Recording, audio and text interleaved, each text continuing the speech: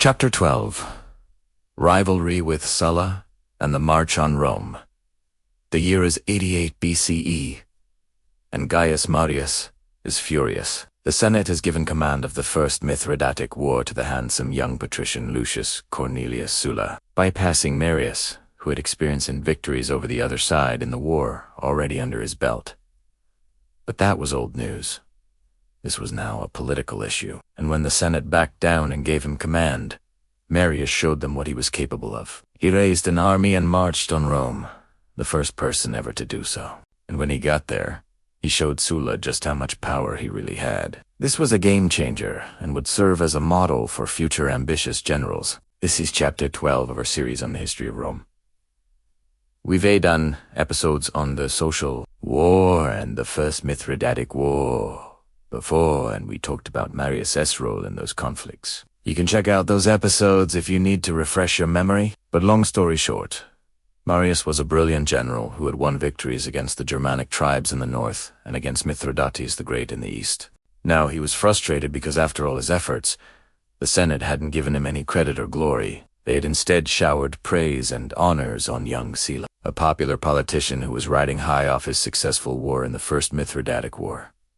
This wasn't the only bone of contention between them. Both men were rivals of Gaius Crassus, the richest man in Rome, who had used his influence and power to increase his own authority and that of his family. And both men wanted to take him down. But Marius and Sulla were fundamentally different in their backgrounds and outlook. Marius was a new kind of general, a professional soldier who came from humble beginnings and rose through the ranks. He was a Marian type, someone who could fight in the front lines, leading by example, but also think strategically, like a general should. Sulla, on the other hand, was a politician, first and foremost. He believed in strategy and tactics, but he preferred to lead from the rear. His specialty was logistics and administration. As it turned out, this rivalry would become one of the most famous in Roman history, a battle of two titans. But for now, it was Marius who would make the first move. In 88 BCE, while Sulla was celebrating his triumph for winning the First Mithridatic War, Marius flew into a rage when he heard that the Senate had appointed Sulla to command the Second Mithridatic War, which was already in full swing. To make matters worse, he felt that the Senate was humiliating him by giving him a subordinate role under Sulla. So he did something that no Roman general had ever done before. He took his 2 legions and marched on Rome.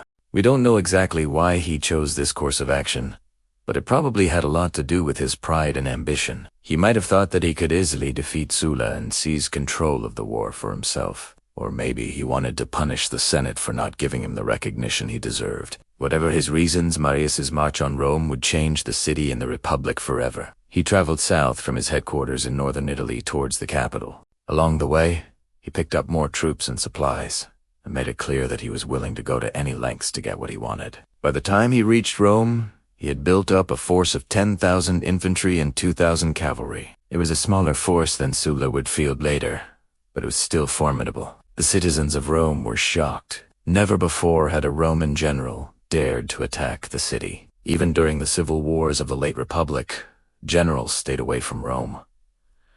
The city was sacred ground, and any general who attacked it was considered a traitor. But Marius didn't care about any of that. He wanted the Senate and Sulla to fear him, and he knew that he could get their attention by threatening Rome itself. He camped outside the city and began to lay siege.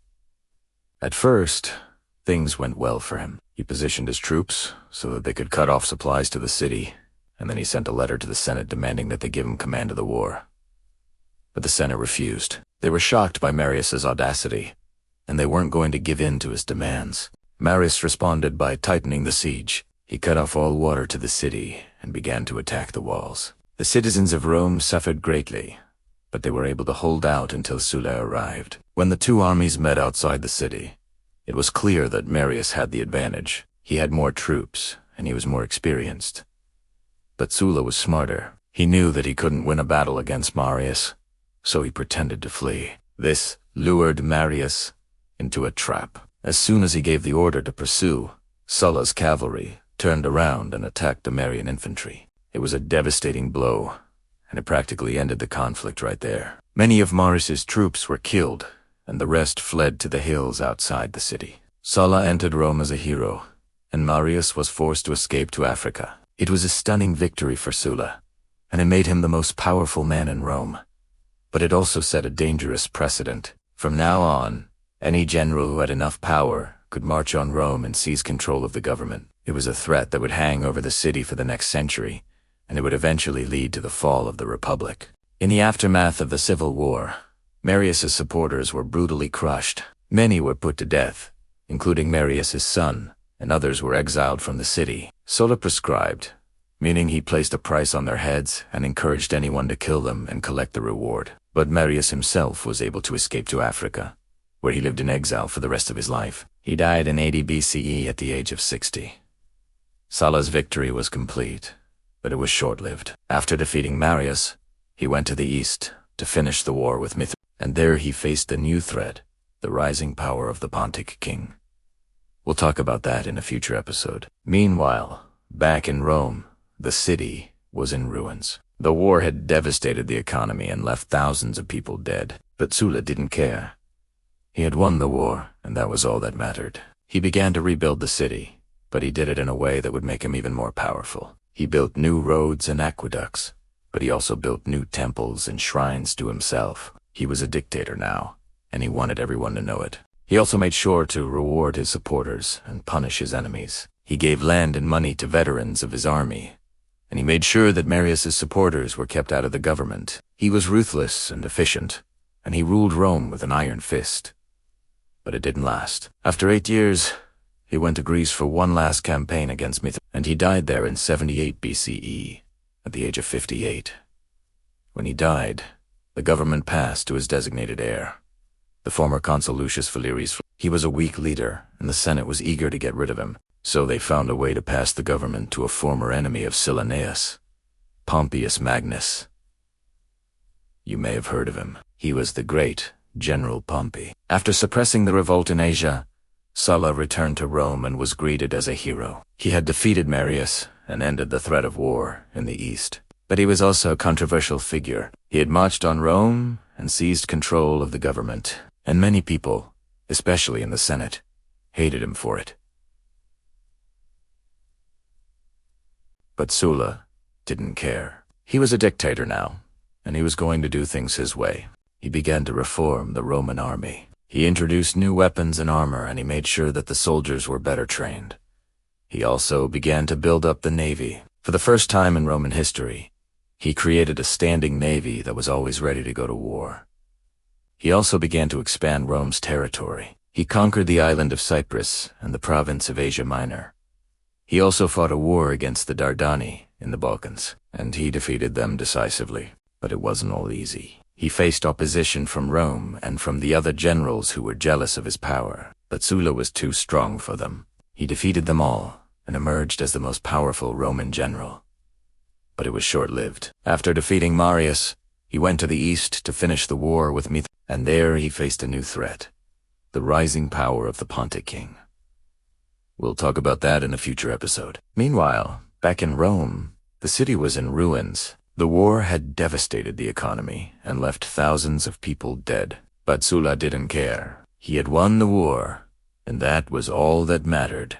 He began to rebuild the city, but he did it in a way that would make him even more powerful. He built new roads and aqueducts, but he also built new temples and shrines to himself. He was a dictator now, and he wanted everyone to know it. He also made sure to reward his supporters and punish his enemies. He gave land and money to veterans of his army, and he made sure that Marius's supporters were kept out of the government. He was ruthless and efficient, and he ruled Rome with an iron fist, but it didn't last. After 8 years, he went to Greece for one last campaign against Mithra, and he died there in 78 BCE at the age of 58. When he did, the government passed to his designated heir, the former consul, Lucius Valerius. He was a weak leader, and the Senate was eager to get rid of him. So they found a way to pass the government to a former enemy of Sulla, Gnaeus Pompeius Magnus. You may have heard of him. He was the great General Pompey, and now you know how he got that job. If you enjoyed this episode, check out Chapter 11, where we covered Sulla's rise to power and his early campaigns against the Marians. And we'll see you next time for Chapter 3, where we'll cover the Third Macedonian War and the rise of Pompey the Great.